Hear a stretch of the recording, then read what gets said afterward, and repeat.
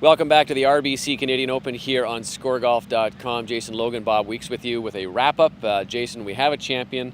It's Tim Clark. Before we get to him, though, let's talk about the guy we thought was going to be the champion in Jim Furyk, and once again, he's let one slip through his fingers. Yeah, it's this tournament sort of ends on a sour note because it does feel like the story is more about the guy who didn't win than the guy who did win, because Jim Furyk, for the 16th time in his career leading going into the final round, was not able to seal the deal. And it's concerning because that's becoming a trend for him as he tries to get back into the winner's circle for the first time since 2010. And once again, he's stuck in neutral. He couldn't get it done. It's a real problem for him right now.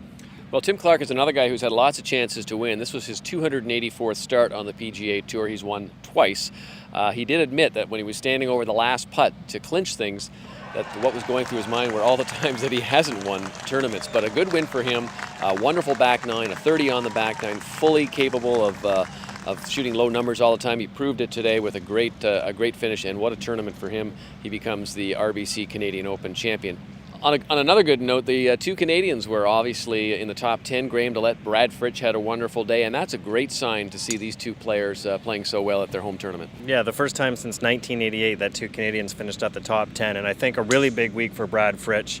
Earned over $150,000. That's really important for him as we get into this final stretch as he tries to retain his exempt status. And I've never seen him hit the ball better, and he said as much after his round.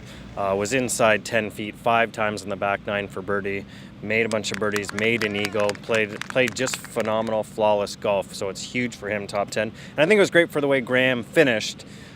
In contention after 2 rounds, slipped a little bit on Saturday, but then finished on a high note on Sunday. Graham did say at the end of his round that perhaps he pressed just a little bit on the weekend, wanting this a bit too much, but he said that's something that'll go in the memory bank for when he returns next year at Glen Abbey for the 2015 RBC Canadian Open. Final parting shot, maybe something a little obscure, something a little different that's stuck in your mind? Well, I'll take a shot at the crowds here at Royal Montreal this week. I'm a little disappointed that the city of Montreal did not support this tournament better. The crowds were definitely better on the weekend. They were definitely good around the Canadians. But overall, I thought the crowds were disappointing. And if this tournament does come back to the Montreal area, which we're expecting it to do in 2017, I would hope to see a lot more people out.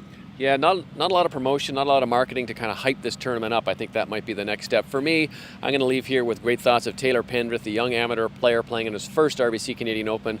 Had such a brilliant round on Thursday. Struggled a little bit on Friday, but brought it home. Finishes at 3 under par.